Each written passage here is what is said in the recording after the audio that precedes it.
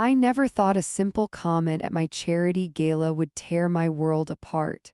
When Brielle told me she was dropping out of law school to become a content creator, I couldn't help myself. In front of everyone who mattered in our town, I laughed and said, "Playing dress up online isn't a career. It's what people do when they can't handle real work." I was just being honest. 20 years building my real estate empire from nothing, and my daughter wants to throw away her education to post pictures. 2 years later, she has millions of followers, brand deals with luxury labels I can't even get appointments with, and makes more money in a month than I do all year. Now she's funneled her Instagram fans to her OnlyFans account, making ridiculous money while I sit alone in my smaller house, blocked on every platform. My own daughter lives 10 minutes away and hasn't spoken to me in 18 months. I've always believed that image is everything. In my world of luxury real estate, perception creates reality. When you sell multi-million-dollar homes to the elite, you don't just sell properties, you sell a lifestyle, a promise, an aspiration. That's how I built Voss Elite Properties from nothing into the premier agency in our city. 20 years of perfect hair, designer suits, and never letting anyone see me sweat. My name, Isolde Voss Pritchard, means something in this town. My daughter Brielle was supposed to understand this. I gave her everything, the right schools, the right connections, the right opportunities. That's why her call last Tuesday felt like a slap in the face. "Mom, we need to talk," she said, her voice oddly confident. "I've made a decision about school." I was in the middle of staging a $4.2 million listing, arranging fresh peonies in a crystal vase that cost more than most people's monthly rent. "Is it about your internship? Because I've already spoken to Judge Harrington about summer placement." "No, Mom, I'm quitting law school." My hand froze mid-arrangement. "You're what?"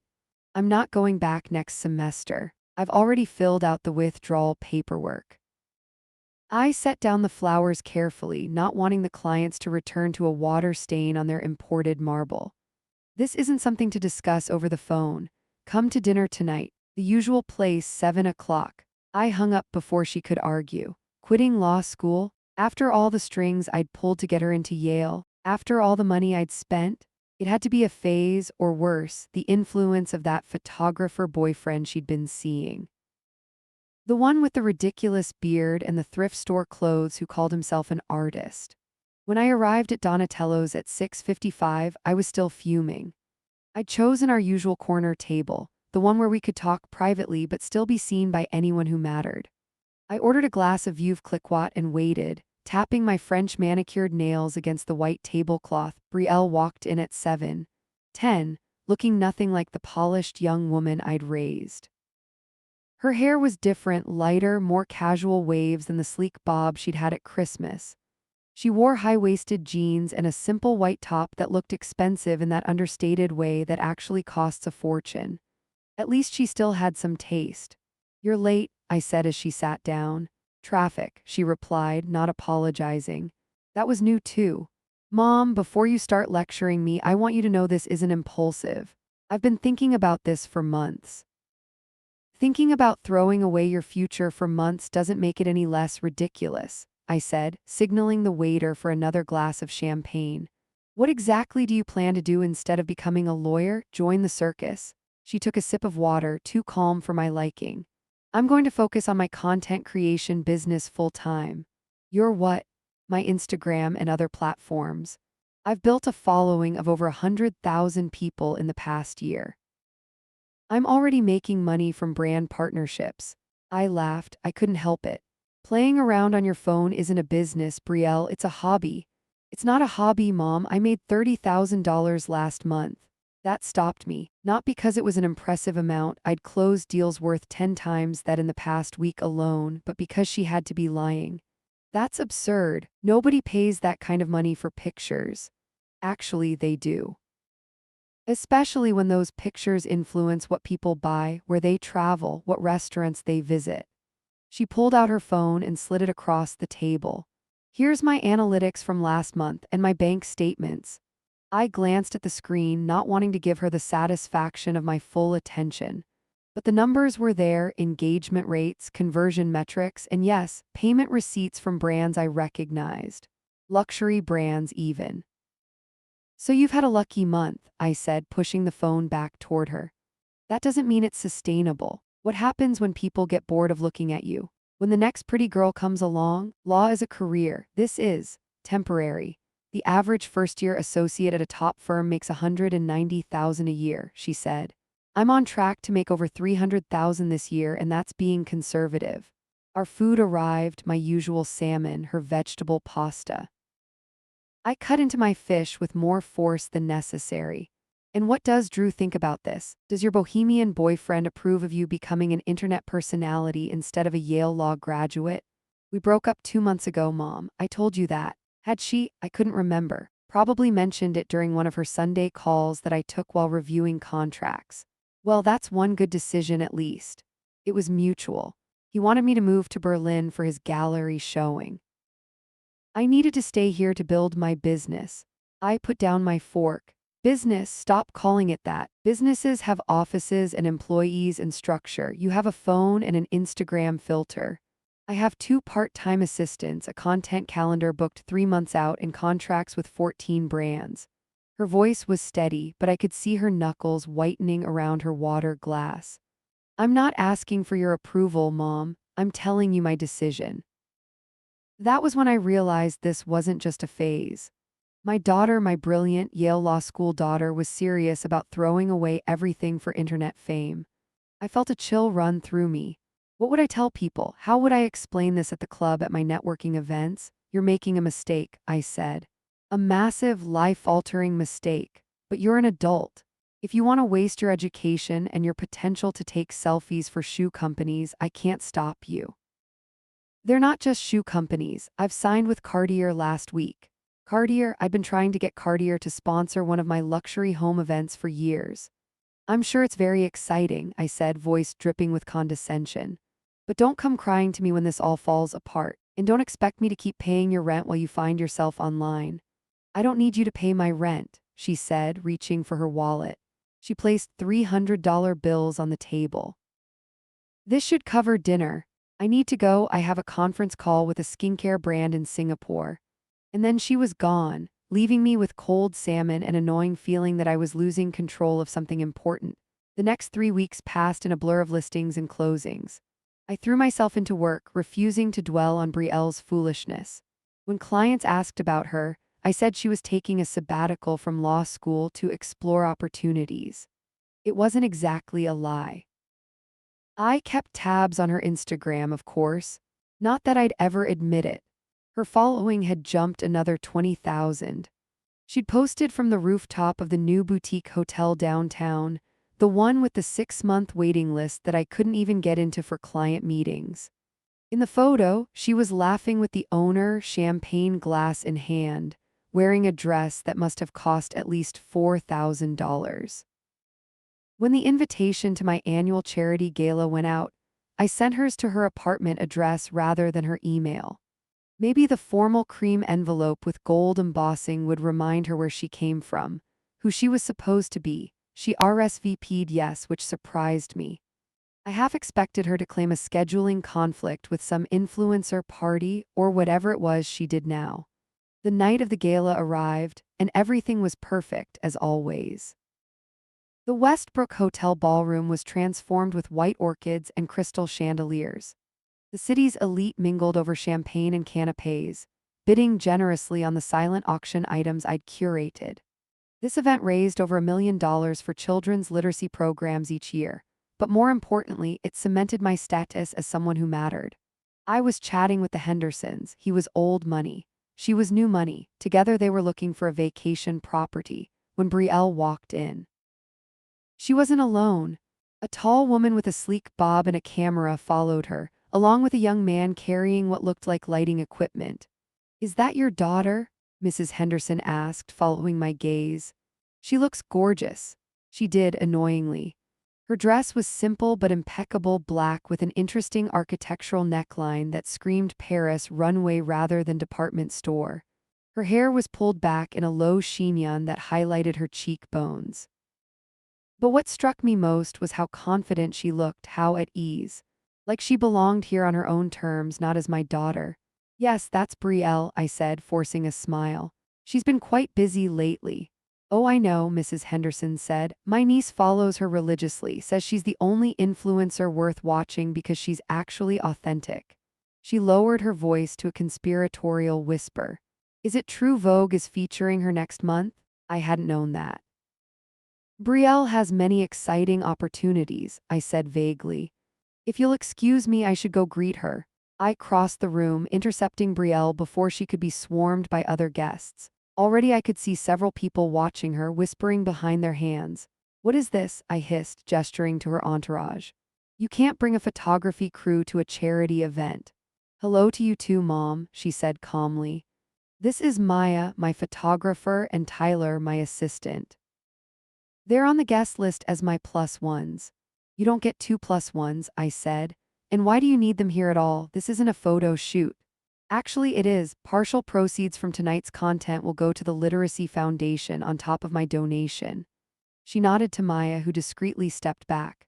Don't worry, we won't disrupt anything. We've already cleared it with the event coordinator. The event coordinator I had hired, who had authorized this without consulting me. I felt my careful control slipping away. Fine, I said through gritted teeth. But keep it tasteful. This isn't one of your poolside bikini posts. I don't do poolside bikini posts, Mom. That's not my brand, she said as if I should know this. But thanks for checking my content so regularly. Before I could respond, Richard Townsend approached us, the Richard Townsend whose real estate development company was reshaping the city's skyline. A potential major client I'd been courting for months. Isolde, wonderful event as always, he said, kissing my cheek. Then, to my shock, he turned to Brielle with genuine enthusiasm. And you must be Brielle Brooks. My daughter showed me your feature on sustainable luxury living. Fascinating perspective. Brooks, since when had she dropped Voss Pritchard? Thank you, Mr. Townsend, she said, shaking his hand. I'm hoping to do more content on ethical development. The series resonated with my audience. Call me Richard, please. And I'd love to discuss having you tour our new eco-friendly high-rise before it launches. The rooftop garden would make a stunning backdrop for your platform. I stood there, invisible in my own gala, while my biggest prospect practically groveled for my daughter's attention. My daughter, who until recently had been nothing more than a law student with a healthy trust fund and good connections, my connections. Richard, I interjected, placing a hand on his arm, I was just telling Brielle about your Riverside project. Such vision. Yes, your mother's been very helpful with finding commercial tenants, he said politely, but his eyes kept drifting back to Brielle. Though I must say, having someone with your reach showcase the residential spaces would bring a fresh demographic. I'd be happy to discuss it, Brielle said. My team can send over a proposal next week. Excellent, he beamed. My assistant will look for it. Ladies, enjoy your evening. As he walked away, I turned to Brielle, no longer bothering to hide my irritation. What was that? That was networking, Mom. Isn't that what you always taught me? Make connections, build relationships? He's my client. Potential client, she corrected. And now he might be mine too. Something in me snapped. All the frustration of the past weeks, the confusion, the fear that my daughter was making a terrible mistake, the growing suspicion that maybe she wasn't crystallized into anger. This is ridiculous, I said, my voice rising just enough to catch the attention of nearby guests. You quit Yale Law to become what? A professional selfie taker? Playing dress-up online isn't a career, Brielle. It's what people do when they can't handle real work. The silence in the ballroom was deafening. I could feel dozens of eyes on us, including Maya's camera, which had frozen mid-shot. Brielle's face went completely still, her professional smile vanishing in an instant. For a moment I thought she might cry, giving me the opportunity to comfort her, to guide her back to reason. Instead, she straightened her shoulders and looked me directly in the eyes. Thank you for making your opinions so clear, Mother. I won't waste any more of your time. She turned to her team, voice steady but quiet. We're leaving. Brielle, I started, suddenly aware of our audience. This wasn't how this was supposed to go. Don't be dramatic. But she was already walking away, her team falling in behind her like an entourage. I stood alone in the middle of my own charity gala, abandoned by my daughter in front of everyone who mattered in our social circle. Richard Townsend gave me a look of what could only be described as pity before turning to follow another conversation. The Hendersons were suddenly fascinated by a silent auction item. My event planner appeared at my elbow, professional smile plastered on her face. "The first course is ready to be served, Ms. Voss Pritchard. Shall we ask guests to take their seats?" I nodded, retreating to the familiar comfort of event management. The rest of the evening passed in a blur of speeches, donation announcements, and forced smiles. By the time the last guest departed, my face ached from the effort of pretending everything was fine. I expected Brielle to call the next day, to apologize for walking out, to recognize that my harsh words came from a place of concern. When my phone remained silent, I told myself she was being childish. By the time 3 days had passed without a word, my irritation had turned to unease. I called her cell phone. Straight to voicemail. I texted, "We need to talk."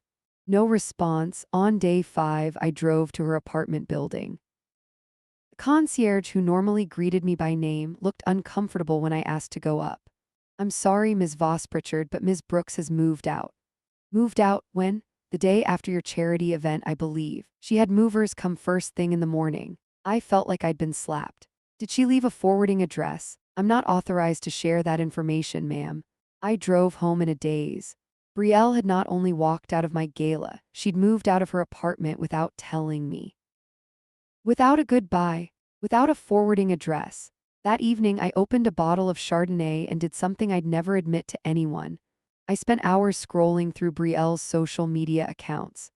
Her Instagram was still active, still growing, 147,000 followers now, but there were no new posts since the night of the gala.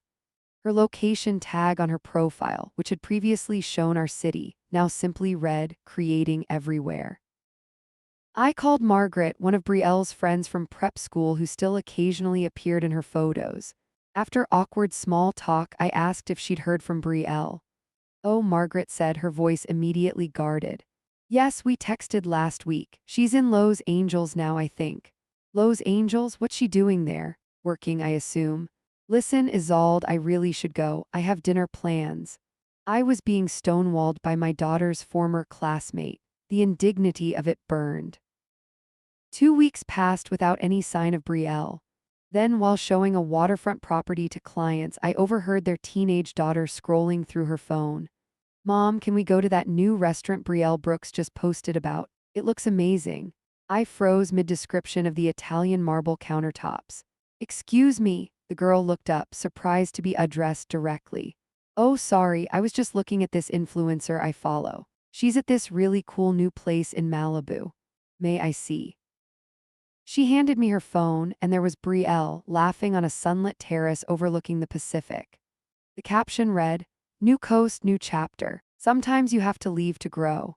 So grateful for this warm welcome from the LA creative community. New beginnings, Los Angeles content creator." The post was just 2 hours old and already had over 15,000 likes. The comments were filled with supportive messages, many mentioning her brave new start and leaving toxicity behind. Had she told them about our fight? About me? I handed the phone back, forcing a smile. "It does look lovely. Now about the wine cellar and this property." That night I sent Brielle a text. "I see you've moved to California. We should talk about your trust fund distributions now that you've relocated." It was manipulative, I knew, but I needed to reestablish contact to regain some control over this situation. The response came 12 hours later, not from Brielle but from an unknown number. "Ms. Voss Pritchard, this is Amir Edwards, Ms. Brooks' business manager. Regarding trust fund distributions, all paperwork has been filed with the bank according to the terms established when Ms. Brooks turned 25. All future communications regarding financial matters should be directed to this number. Thank you. Business manager, trust terms." Brielle had turned 25 3 months ago, which meant she now had full access to her trust fund, the one her grandfather had set up, the one I couldn't control. And she'd hired a business manager without consulting me. The distance she was creating felt deliberate, methodical. I called the bank and was informed that yes, all the proper documentation had been filed. Brielle had moved her accounts to a different branch, in Los Angeles. The trust fund distributions would continue automatically, as stipulated in the original agreement. My daughter had escaped my financial leverage. She'd moved across the country. She'd dropped my last name professionally. She'd hired people to act as buffers between us. The realization was like ice water in my veins. Brielle was cutting me out of her life. 6 months passed. 6 months of silence. 6 months of watching my daughter's life unfold through the distorted lens of social media. Her following grew exponentially, 500,000 followers, then 800,000, then over 1 million. She was featured in magazine spreads discussing authentic content creation and the new digital economy.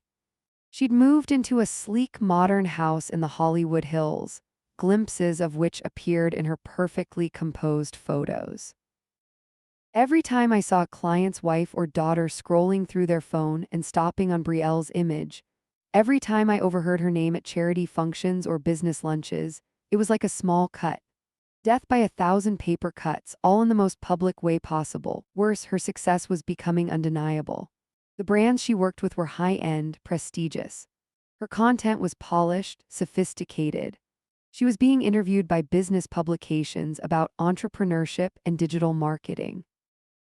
She was building something real, something sustainable, exactly what I'd said she couldn't do. I tried reaching out again, this time through her business email listed on her profile. I framed it professionally, congratulating her on her success and suggesting we discuss mutually beneficial business opportunities in the luxury real estate and lifestyle space. It was transparent, perhaps, but I was running out of options. The response came from her partnerships director, another person I'd never heard of, another wall between us. Thank you for your interest in collaborating with Brielle Brooks. At this time, Ms. Brooks' partnership calendar is fully booked through the next quarter. However, we have added Voss Elite Properties to our consideration list for future opportunities. Consideration list. Future opportunities. My own daughter had put me on a waiting list. That night, after too many glasses of wine, I did something I'm not proud of. I created a fake Instagram account and left a comment on Brielle's latest post. A stunning sunset shot from what appeared to be a yacht. All this success because of your family connections and money. Must be nice to have everything handed to you. It was petty. It was beneath me. And it was absolutely untrue. Brielle had built her following herself, had made her own connections. I knew that. But I wanted to hurt her, to make her feel a fraction of the humiliation I felt every time someone asked about my daughter, the digital entrepreneur. My comment disappeared within minutes. Deleted by one of her team members, no doubt. I hadn't even gotten the satisfaction of knowing she'd seen it. The following week, my assistant placed a glossy magazine on my desk without comment. The cover featured Brielle, looking impossibly elegant in a simple white shirt and gold jewelry under the headline, "The New Influence Economy: How Brielle Brooks Built a Seven-Figure Business on Authenticity." 7 figures. My daughter was making over $1 million a year playing dress-up online. The irony wasn't lost on me. I read the article during lunch alone in my office with the door closed. It was a 6-page spread filled with professional photos and pull quotes. Brielle discussed her business model, her content strategy, her approach to brand partnerships. She sounded articulate, knowledgeable, confident. Then in the final paragraph, the interviewer asked about her background. "You come from a traditional business family. Was there support for your unconventional career path?" Brielle's answer was diplomatic but clear. "I was fortunate to have resources and education that many don't. But this industry is so new that there wasn't really a roadmap. Many people, including family, didn't understand what I was building. I had to trust my instincts and the data, which showed me this was viable.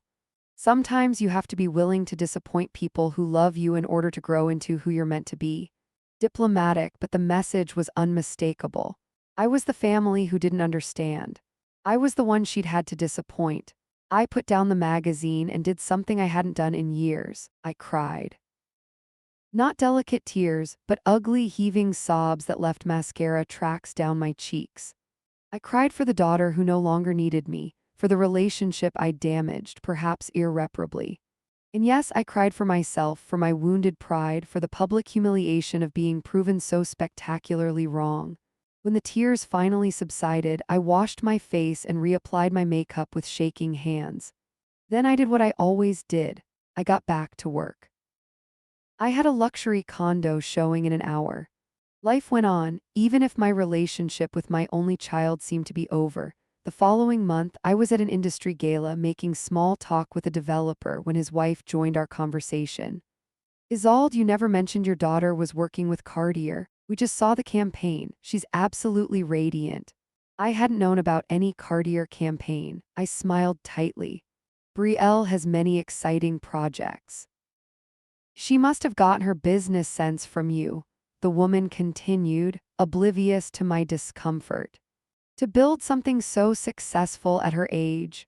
Before I could formulate a response that wouldn't reveal the truth of our estrangement, my phone buzzed with an email notification. Normally, I would ignore it during an event, but I was desperate for any distraction from this conversation. The subject line made my heart stutter. Regarding your investment opportunity proposal, from the office of Brielle Brooks. I excused myself and stepped into a quiet corridor to read it. Dear Ms. Voss Pritchard, thank you for your email suggesting I invest my little internet money with your financial advisor. After careful consideration with my team, I must decline. My portfolio is being managed by Goldman Sachs, who better understand the digital economy and my specific financial goals. Best regards, Brielle Brooks, CEO, Brooks Digital Media. It was formal, cold, and devastating in its dismissal. She'd CC'd her business manager, her chief of staff. When had she hired a chief of staff? And someone with the title legal counsel. Worse, I realized the email I'd sent her 3 months ago. The one where I'd condescendingly offered to help her manage her little internet money. Had been sitting in her inbox all this time, probably shared among her team as an example of my disrespect for her business. And now she had responded, not to reconnect but to formally reject my offer. To make it clear that she didn't need my financial advice any more than she needed my approval. The email even included her official title, CEO. My daughter was a chief executive officer of her own company, while I was still running the same real estate agency I'd had for 2 decades. I leaned against the wall, phone clutched in my hand, wondering how we had come to this. How had a single comment at my charity gala turned into complete estrangement? How had my bright, law school daughter transformed into a digital media CEO who wouldn't even take my calls? And when had I become the villain in my own daughter's success story? The first year of Brielle's absence passed in a strange blur. I watched from afar as her following continued to climb, passing 2 million then 3.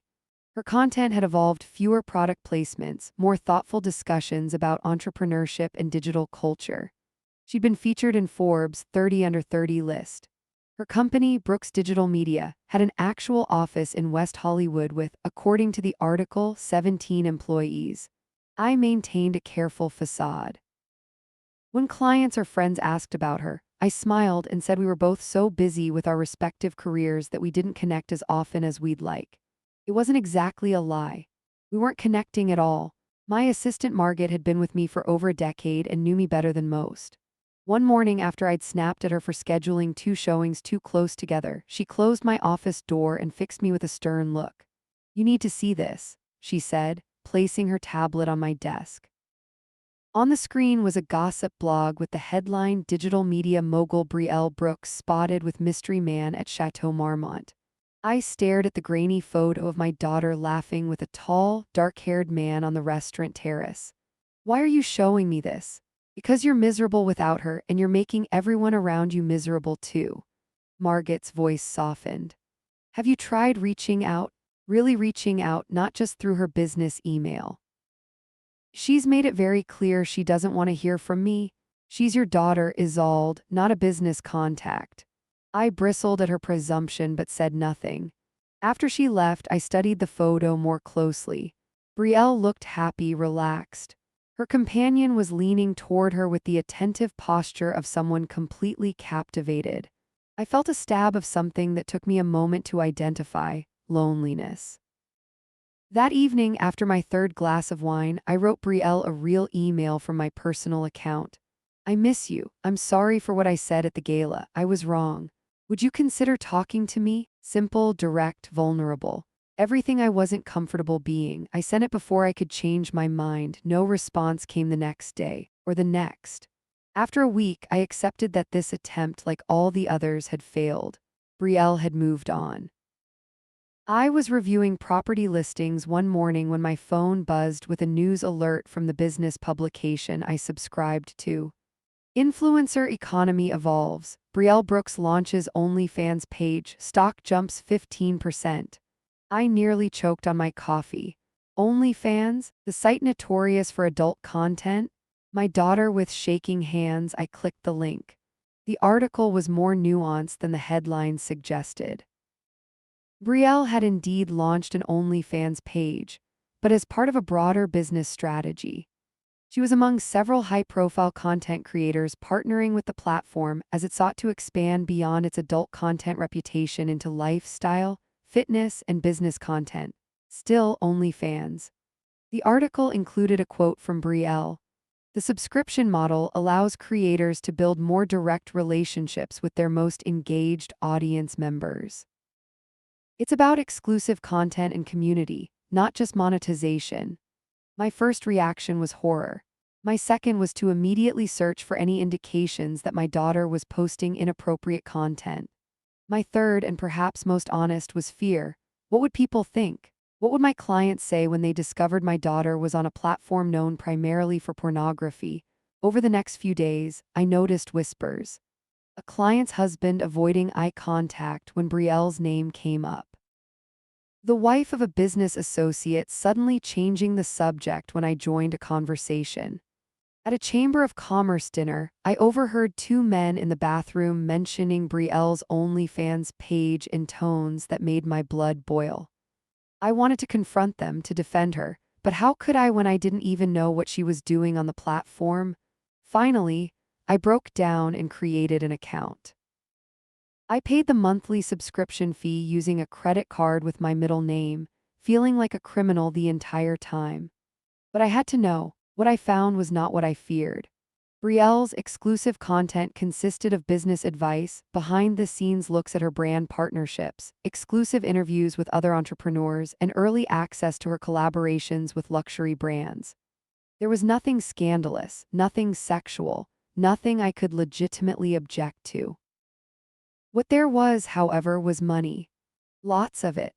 A business publication estimated that with her subscriber count and monthly fee, Brielle was likely making over $500,000 per month from OnlyFans alone, on top of her brand deals and other revenue streams. My daughter had recognized the platform's reach and payment structure and had leveraged it to create yet another revenue stream. It was brilliant, if unconventional. 2 weeks after Brielle's OnlyFans announcement, I received an unexpected call from Richard Townsend, the developer I'd been courting as a client when everything fell apart with Brielle. "Isolde, good to hear your voice. Listen, we're finally moving forward with that Hillcrest development I mentioned last year, and I'd like to discuss listing strategies." I nearly dropped the phone. After Brielle's abrupt departure from my gala, Richard had politely declined my follow-up meetings. I'd assumed the relationship was dead. "That's wonderful news, Richard. I'd be delighted to discuss it." "Great. One thing, your daughter is handling the interior design content for our social media launch. She mentioned you're her mother. Small world, isn't it?" His tone was deliberately casual, but the message was clear. He knew about our estrangement, and he was working with Brielle despite it, or perhaps because of it. "Yes, small world," I managed. "Brielle is very talented." She is. Her OnlyFans content about luxury living spaces has been a revelation. Did you know she has over 50,000 paying subscribers? The demographic alignment with our target buyers is extraordinary. He was talking about my daughter's OnlyFans page as a legitimate marketing channel. The world had truly gone mad. I wasn't aware of the specific numbers, I said carefully. Well, she's a smart businesswoman, must run in the family. The irony was physically painful. When would you like to meet Richard? We set a date for the following week. After hanging up, I sat staring at the wall of my office, trying to process this new reality. My daughter was providing her OnlyFans subscribers with exclusive content about luxury real estate, my domain. She was working with my potential clients, and she was making more money than I had ever dreamed of, using platforms and methods I had mocked. A month later, I was showing a penthouse to a young tech executive when his wife recognized my name. "Are you related to Brielle Brooks by any chance?" she asked. I hesitated before answering. These days, claiming relation to Brielle seemed more advantageous than having people know I was Isolde Voss Pritchard. "She's my daughter." The woman's eyes widened. "Oh my God, I subscribed to her OnlyFans. Her advice on investing in art for new luxury homes was why we contacted your agency." She mentioned a realtor who specializes in art-friendly spaces, but I had no idea it was her mother. I hadn't known Brielle had mentioned me or my specialty in art-friendly architecture. I hadn't known she remembered that detail about my business at all. "Yes, well, Brielle has her finger on the pulse of many things," I said, unsure whether to feel flattered or manipulated. "She's amazing," the woman gushed. "So authentic, even with all her success. Did you see her post about growing up with a mother who taught her the value of beautiful spaces? It was so touching." I had not seen that post. Brielle was talking about me to her followers. Positively. That night, I pulled out my credit card and upgraded my OnlyFans subscription to the highest tier. If my daughter was discussing me with her audience, I needed to know exactly what she was saying. The exclusive content included a video series called Foundations, where Brielle discussed the influences that shaped her aesthetic and business philosophy. The third episode was titled Mother's Daughter: How My Mom's Eye for Luxury Shaped My Brand. I watched, breath caught in my throat, as Brielle walked through a beautifully appointed room, discussing the principles of luxury presentation she'd learned from watching me stage properties. She showed photos of homes I'd sold, pointing out specific touches that created what she called the luxury narrative. She credited me by name with teaching her that true luxury was in the details, the storytelling, the creation of not just a space but an experience. She spoke of me with respect, even admiration. There was no mention of our rift, no hint of the painful words exchanged at the gala, no indication that we hadn't spoken in over a year. It was a master class in taking what she'd learned from me and applying it to a completely different industry. And it was making her a fortune. According to another business publication, Brielle's company was now valued at over $30 million. She had expanded into a full-service digital media consultancy, with OnlyFans as just one component of a multi-platform empire. She was a featured speaker at business conferences. She had a waiting list of luxury brands wanting to work with her, all while I was still selling the same multi-million-dollar homes to the same wealthy clients, one transaction at a time.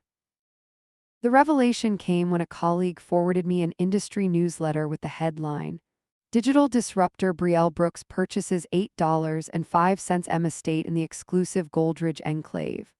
Goldridge, my neighborhood, the most expensive zip code in our city. I immediately called the agent who handled the sale, a competitor I'd known for years. "Sandra, it's Isolde. Is it true you sold a home in Goldridge to Brielle Brooks?" "I can't discuss client details, Isolde. You know that." "She's my daughter." A pause. "Yes, and she mentioned that. She also mentioned that you two aren't in regular contact." The diplomatic way of saying my daughter had warned her I might call. "Which property was it?" Another pause. "The old Harrington estate." I nearly dropped the phone. The Harrington estate was 3 doors down from my home. It was also triple the size, with grounds that made my carefully landscaped acre look like a postage stamp. "When is she moving in?" "That's really something you should discuss with her, Isolde." But of course, I couldn't discuss anything with Brielle. We didn't speak. We didn't text. We existed in parallel universes that occasionally overlapped in the most painful ways possible. The following Saturday, I was reviewing contracts on my patio when I heard the distinctive sound of moving trucks. Lots of them. I walked to the edge of my property and saw a line of vehicles pulling into the sweeping driveway of the Harrington estate. Professional movers in uniform unloaded furniture that looked straight out of Architectural Digest. Landscapers were already transforming the grounds. Security personnel in discreet black attire patrolled the perimeter. I stood watching this circus until one of the security guards noticed me and approached the property line. "Can I help you, ma'am?" "I'm a neighbor," I said. "Just curious about all the activity." "Ms. Brooks is moving in today. The property is private. Ms. Brooks, my daughter." 3 doors down from me, I retreated to my house, mind racing. Was this deliberate? Was Brielle moving to my neighborhood to torment me, to flaunt her success? Or was it simply that Goldridge was the most prestigious address in the city, and she, like me, wanted the validation that came with that zip code? That evening, I opened a bottle of wine and sat on my balcony, staring at the lights now illuminating the Harrington estate. From this distance, I could see figures moving around the main house. One of them, a slender woman with hair that caught the golden porch light, stood on the wide veranda for a long time, looking out at the view, the same view I saw every day. Was she thinking about me? Did she know I was watching? Did she care? I poured another glass of wine and contemplated the absurdity of the situation. My daughter, who I'd accused of wasting her education to play dress-up online, had just moved into a house worth twice what mine was worth, in the same exclusive neighborhood, based entirely on the success of her online career. And she'd done it all without my help, my connections, or my approval. The universe, it seemed, had a particularly cruel sense of irony. Having my daughter live 3 doors down was a special kind of torture. Each day brought new reminders of the wall between us. Moving trucks gave way to landscaping crews, then interior designers, then what appeared to be a production team setting up equipment. From my morning coffee on the terrace, I could see the constant flow of activity at the Harrington estate. Now the Brooks estate, I supposed. I had expected or perhaps hoped that Brielle might reach out once she moved in. A neighborly hello. An awkward but civil conversation about property taxes or the neighborhood association. Anything to break the silence. But 2 weeks passed without a word. What I hadn't expected was how quickly news of her residency would spread through Goldridge. My neighbors, people I'd known for years, suddenly had questions about your famous daughter. The president of the Homeowners Association called to ask if I could introduce him to Brielle, as they were planning to feature the renovation of her historic property in the community newsletter. "I'm afraid Brielle and I aren't in regular contact," I said, the admission burning my throat. "You should reach out to her team directly." His surprise was palpable. "Oh, I just assumed since you're so close by." "Well, not to worry, we have her assistant's contact information." Of course they did. Everyone seemed to have access to my daughter except me. The final humiliation came when I learned that several of my neighbors had been invited to a housewarming party at Brielle's new home. The Pattersons, the Goldsmiths, even my lawn service provider, all mentioned receiving elegant cream envelopes with gold embossing, not unlike the invitations I sent for my annual charity gala. I received no such envelope. On the night of the party, I sat alone on my darkened balcony, watching the procession of luxury cars pulling into Brielle's illuminated driveway. Music and laughter floated across the manicured lawns separating our properties. String lights twinkled in the ancient oak trees that had sold me on this neighborhood 15 years ago. I recognized most of the guests: business associates, neighbors, local celebrities. Richard Townsend arrived in his Bentley. The mayor and his wife stepped out of a town car. Even my personal trainer, a woman I paid $200 an hour 3 times a week, walked confidently up the path to my daughter's front door. It felt like everyone in my life had been invited except me. The next morning, my social media feed was filled with photos from the event. Brielle, radiant in a simple white dress, showing guests around her beautifully appointed home. Elegant food stations. A live band on the terrace. My neighbors tagged in group photos, looking delighted to be included in the inner circle of the neighborhood's most famous resident. One photo struck me particularly hard. Brielle laughing with Sandra Hidalgo, the real estate agent who had sold her the property, my direct competitor. The caption read, "So grateful to Sandra for finding me the perfect home. Her understanding of historic properties made all the difference. Dream home new chapter. I had built my reputation on historic properties. It was my specialty, my niche in a crowded luxury market. And here was my daughter, publicly praising my competitor for expertise that should have been my domain. The reasonable part of me knew this wasn't truly about real estate. Sandra hadn't stolen a client from me. My own actions had driven my daughter away.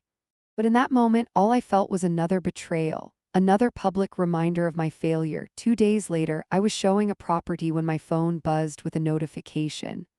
The client was in the master bathroom, contemplating the marble work, so I glanced at the screen. It was a news alert. Brooks Digital Media receives $40 M investment, valuation soars. I quickly finished the showing, returned to my car, and looked up the full article. Brooks Digital Media, my daughter's company, had secured a major investment from a venture capital firm, valuing the business at over $100 million. The piece included quotes from investors praising Brielle's innovative approach to content monetization and her unique ability to create authentic connections with luxury audiences. It mentioned specifically her OnlyFans strategy, describing how she had transformed a platform known primarily for adult content into a legitimate channel for luxury brands to reach high-net-worth individuals. According to the article, Brielle's OnlyFans subscribers paid $50 monthly for exclusive content, and she had over 100,000 subscribers. Simple math told me my daughter was grossing $5 million per month from this platform alone. $5 million. Monthly. From the platform I had undoubtedly sneered at when I first heard about it, assuming she was debasing herself for money. I drove home in a daze, trying to comprehend the scale of Brielle's success. When I belittled her Instagram career at my gala, I'd imagined she might make a modest living, perhaps the equivalent of an entry-level marketing position. I never imagined this. A 9-figure company built around her personal brand, venture capital investment, a mansion in my neighborhood. My assistant called as I was pulling into my driveway. "Isolde, you need to see this. Vogue just published a digital cover story on Brielle. It's trending everywhere." "Email me the link," I said, too tired to pretend I wasn't interested. The article was a glowing profile titled "The New Luxury: How Brielle Brooks is Redefining Digital Entrepreneurship." It traced her journey from law school dropout to digital media mogul, complete with professionally shot photos of Brielle in her new home, my neighborhood, but photographed in a way that made it look like a European estate. The interviewer asked about her background, her inspiration. Brielle's response made my stomach clench.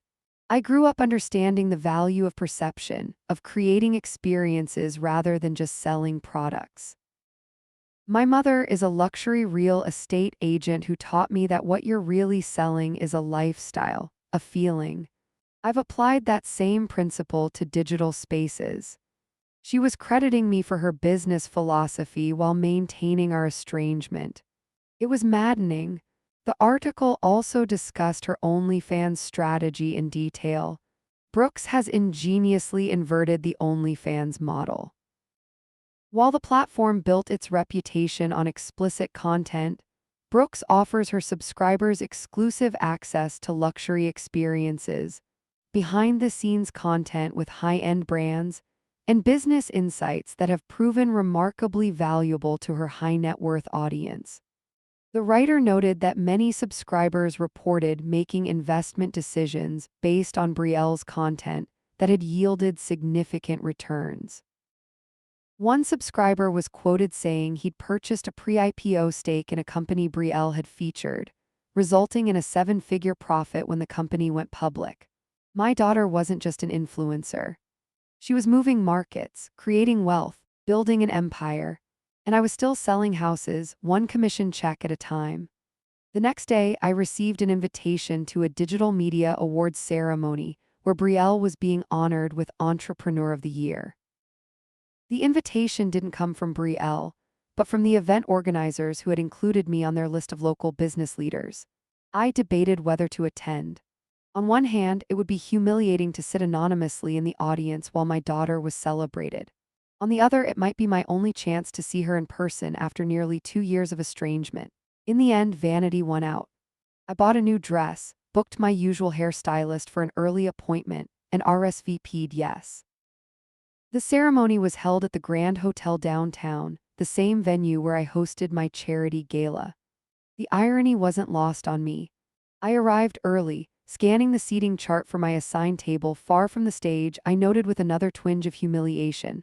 I watched as the room filled with people I didn't recognize, younger, more casually dressed than my usual social circle, but exuding the confidence of success.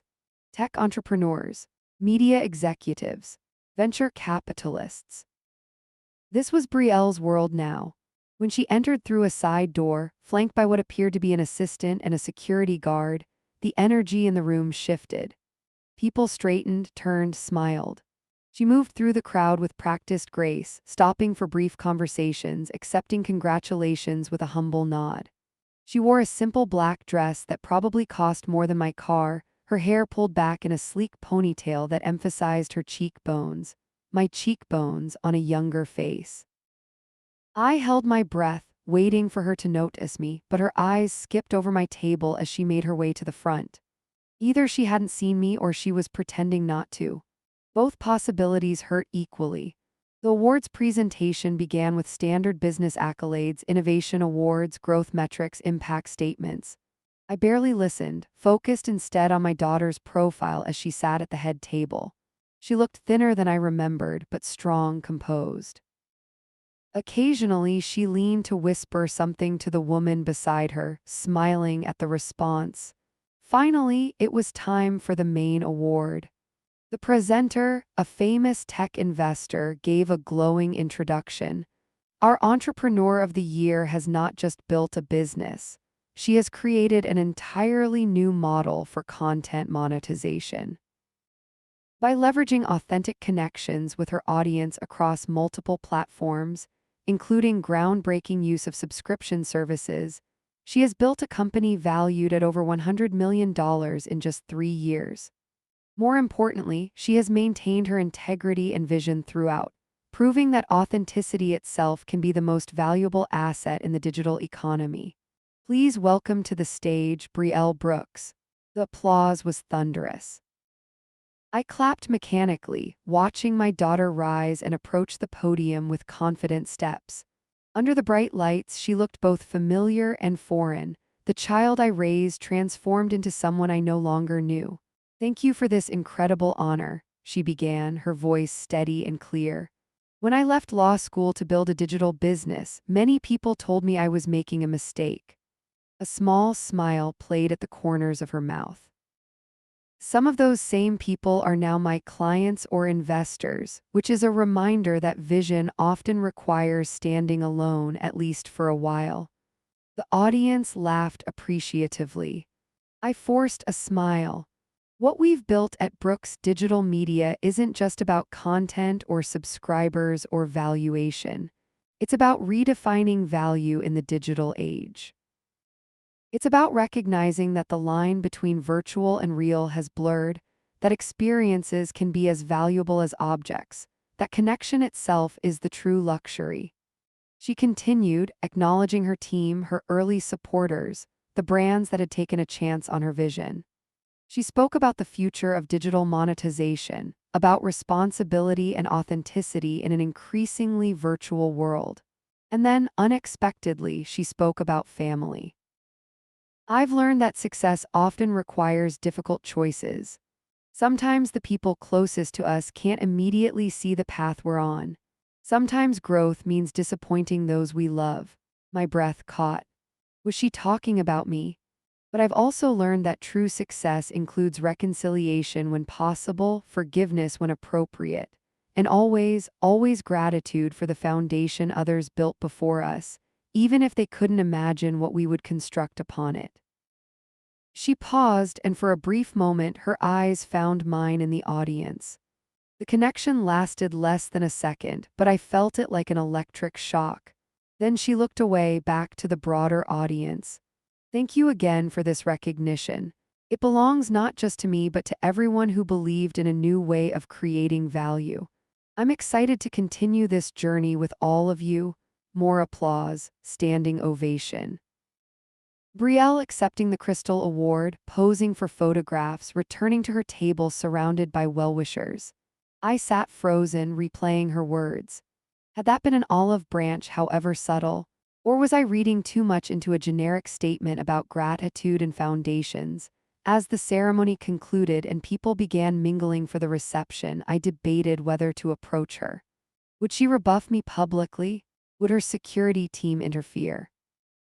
The uncertainty kept me rooted to my chair long after my table mates had departed for the bar. Finally, gathering what remained of my dignity, I stood and made my way toward the cluster of people surrounding Brielle. I hovered at the edge, waiting for an opening, rehearsing what I might say after nearly 2 years of silence.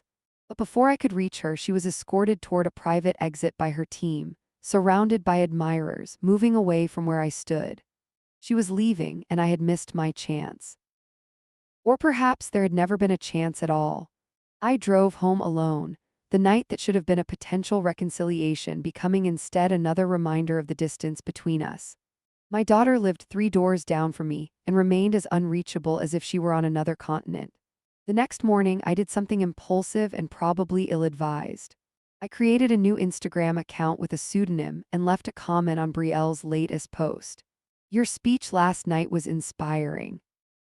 Especially the part about reconciliation. I wanted her to know I had been there, that I had heard her words, that I was open to whatever olive branch she might be extending. The comment disappeared within an hour.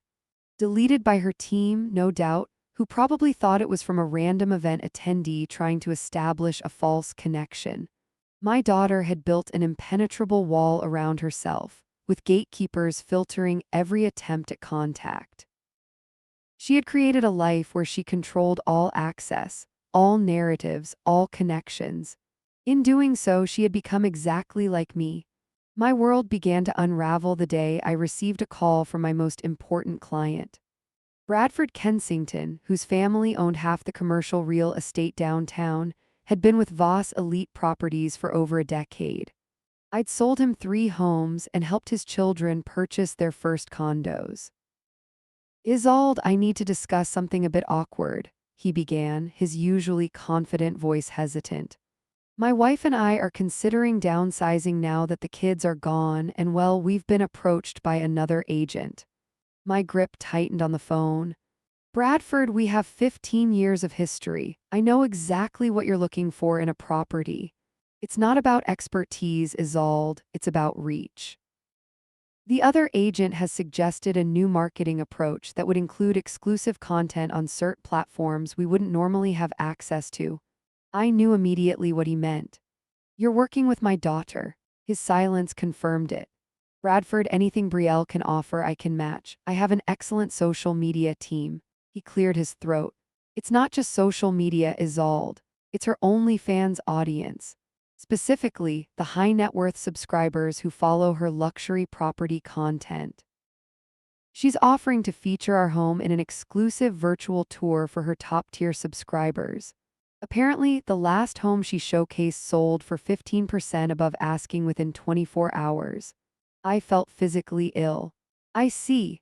I'm sorry, Isolde, it's just business, you understand. After hanging up, I sat motionless at my desk.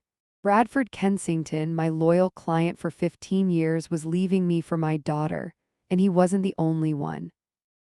Over the next few weeks, 3 more long-term clients politely informed me they were listing their properties with other agents who had digital partnerships with Brooks Digital Media. My business was suffering. My reputation, built over decades of meticulous work, was being overshadowed by my daughter's digital empire. The irony was unbearable. The career I'd mocked as playing dress-up online was now destroying the career I'd sacrificed everything to build. The final straw came when my assistant, Margaret, gave notice after 8 years. I've been offered a position at Brooks Digital Media, she said, unable to meet my eyes. They need someone who understands luxury real estate to help develop their property content division. You're going to work for Brielle? It's not personal, Isolde. The salary is double what I make here plus equity. Equity. My loyal assistant would own part of my daughter's company while I was losing clients and struggling to maintain my standing in the industry I'd once dominated. That night, after too much wine and too many hours scrolling through Brielle's ever-expanding social media presence, I made what was perhaps the worst decision of my life. I created yet another fake account and left a comment on her latest OnlyFans post, which featured the exterior of what had been Bradford Kensington's home. Everyone knows you're only successful because of your mother's connections and your trust fund. Real entrepreneurs build businesses without family money. You're just playing at being a CEO while riding on your mother's coattails. It was petty. It was untrue. It was exactly the kind of comment Brielle's team would normally delete within minutes. But in my wine-fueled resentment, it felt justified. I woke the next morning with a pounding headache and vague regret about the comment, assuming it had been deleted and forgotten. I opened my laptop to check email and was confronted with a notification that my comment had received a reply. Thank you for your feedback. For transparency, my initial seed funding came from my trust fund, which I acknowledge as a privilege many entrepreneurs don't have. However, Brooks Digital Media has been profitable since month 6 and has grown through reinvestment of earnings rather than external capital until our recent Series A. As for connections, I built my network independently after leaving law school. Success requires both privilege and hard work. I try to acknowledge both. Brielle Brooks, CEO. My heart stopped. She had responded personally. And worse, she had responded with grace and transparency while I had been petty and accusatory. The contrast between her professionalism and my bitterness was stark and public, but that wasn't the end of it. By midday, my phone was buzzing constantly with notifications. Somehow, my identity had been discovered.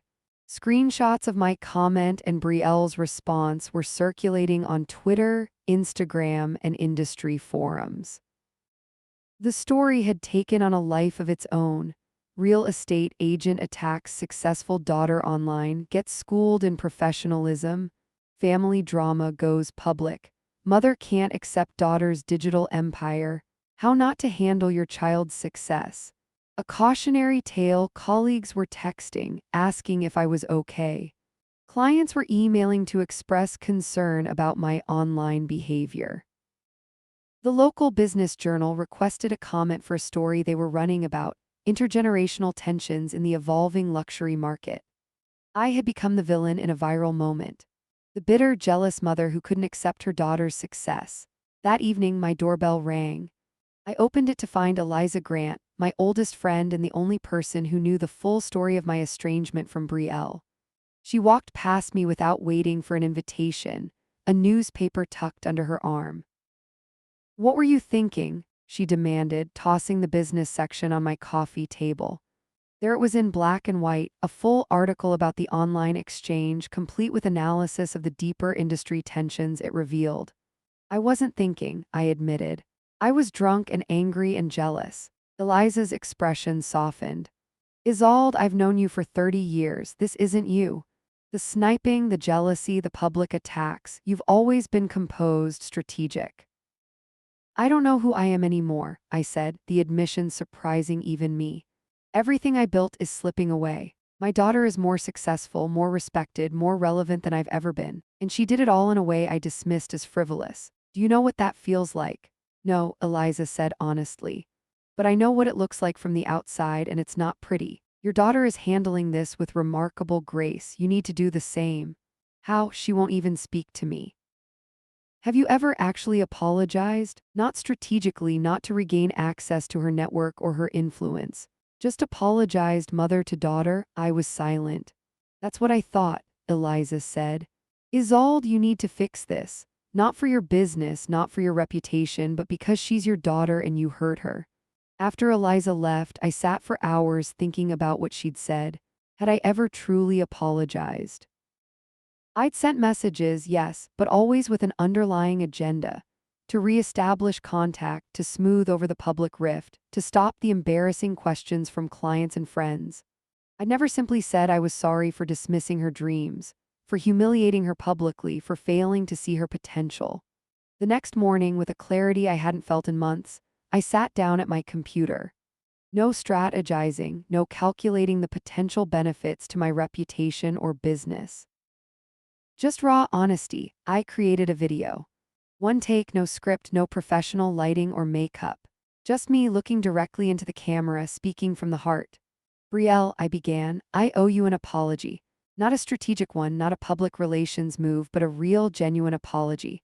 I was wrong about you, about your vision, about your business.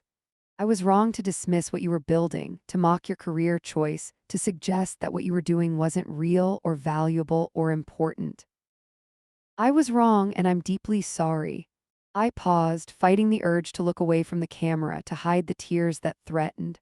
I didn't understand what you were creating because it was beyond my imagination, beyond my framework for success. I was stuck in an old model while you were building a new one. And when you succeeded spectacularly, instead of being proud, I was jealous. Instead of celebrating you, I resented you. That's not who I want to be as a mother or as a person. The tears came then, but I didn't wipe them away, didn't try to compose myself. I miss you, not your success or your connections or your influence. You, my daughter, the person you've become without me. I am so incredibly proud of you, Brielle. You've built something extraordinary, something meaningful. You've changed an industry. You've proven me wrong in the best possible way. And while I don't expect forgiveness, I want you to know that I see you now. I really see you. And I am in awe of the woman you've become. I ended the video there, uploaded it to my personal Instagram account, rarely used and followed mostly by close friends, and tagged Brielle. No fanfare, no public announcement, just a mother's apology to her daughter. Then I waited. The response was unexpected. Not from Brielle, there was only silence from her quarter, but from the wider world. Someone had shared the video, and it began to circulate. Comments poured in, most of them supportive, calling the apology brave and vulnerable and long overdue. Business associates reached out, some with awkward encouragement, others with their own stories of family rifts and reconciliations. A parenting podcast requested an interview about healing intergenerational wounds in the digital age. A luxury magazine inquired about a mother-daughter feature if Brielle was amenable. Everyone, it seemed, had an opinion on my private pain, my public apology. Everyone except the one person whose opinion mattered. Brielle herself. 2 weeks passed with no word. I vacillated between hope and despair, checking my phone constantly for a notification that never came. Had she even seen the video? Had her team filtered it out as potentially upsetting content? Was she discussing it with her advisors, weighing the pros and cons of responding, or had I simply hurt her too deeply, too publicly for any apology to matter? I was arranging flowers in my living room one afternoon when my doorbell rang. Probably another delivery. I'd taken to ordering things online rather than facing the whispers and stares at local shops. But when I opened the door, it wasn't a delivery person. It was Brielle. We stared at each other for a long moment. She looked both familiar and strange, my daughter, but not a woman I knew intimately and didn't know at all. She wore simple jeans and a white blouse, her hair pulled back in a loose ponytail, looking younger than the polished CEO I'd glimpsed at events and through social media. "May I come in?" she asked finally. I stepped aside wordlessly, heart hammering in my chest. She walked into the living room, glancing around as if seeing it for the first time, though nothing had changed since she'd last been here 2 years ago. Finally, she turned to face me.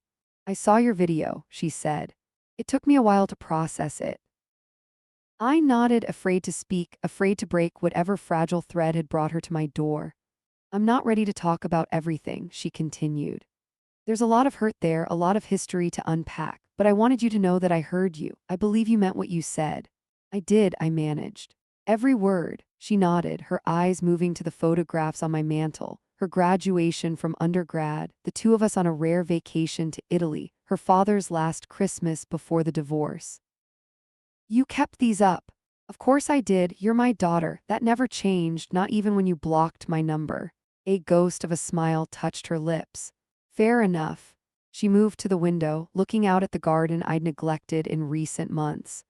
I didn't buy the Harrington estate to torment you, by the way. I didn't even know you still lived in Goldridge until after I'd made the offer. I just remembered loving the neighborhood as a kid. It's a beautiful property, I said, desperate to keep the conversation going, no matter how mundane the subject. The gardens alone are worth the price. They need work. The previous owners let things go. She turned back to me. I'm not staying long. I have a meeting in half an hour. I just wanted to say this in person. I'm not ready for a relationship, not yet, but I'm open to the possibility someday. Small steps. It was more than I deserved, more than I'd hoped for. Small steps, I agreed. Whatever you're comfortable with, she nodded, already moving toward the door. I'll text you sometime, maybe coffee eventually.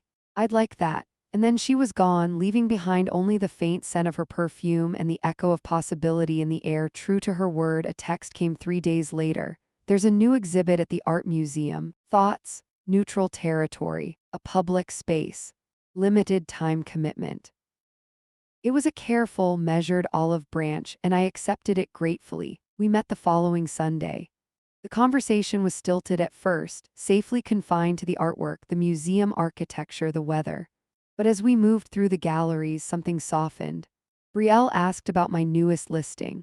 I inquired about her recent business award. We found our way to a tentative common ground, neither of us mentioning the rift that had swallowed 2 years of our relationship. More texts followed. A brief coffee at a cafe midway between our homes. An exchange of articles we'd each found interesting. Small, cautious steps toward reconciliation. Then came a request I hadn't expected. Looking for someone with expertise in historic properties for a special project. Interested? It wasn't forgiveness, not yet. But it was something perhaps more valuable: respect, professional acknowledgement. Recognition of what I could contribute to her world, just as she had inadvertently contributed to mine. The project was a series for her top-tier subscribers focused on historic properties and their investment potential. My role would be consulting on architectural details, renovation considerations, historical significance, my actual expertise, divorced from my identity as her mother. Working together was initially awkward, but gradually revealed surprising commonalities in our professional approaches. Brielle was meticulous, thorough, unwilling to sacrifice quality for expedience, traits I recognized from my own practice. She was also genuinely knowledgeable about real estate trends, having absorbed more from growing up in my world than I'd realized. One evening, as we were reviewing footage of a heritage property, she looked up from her tablet with a thoughtful expression. You know, I really did learn a lot from you. The attention to detail, the importance of presentation, the storytelling aspect of luxury, that all came from watching you work. I felt a lump form in my throat. I never knew you were paying such close attention. I was always watching, she said softly, even when you didn't notice. It wasn't a complete healing. There were still boundaries, still careful navigation of sensitive topics, still moments when the ghost of our estrangement haunted our interactions. But it was a beginning, a foundation for something new. At a client event the following month, someone asked me about my daughter, the media mogul. Instead of deflecting or offering a vague response, I smiled genuinely for the first time in years. Brielle is brilliant at what she does, I said. She saw the future of luxury marketing before most of us even understood what was changing. I'm still learning from her every day. It was true.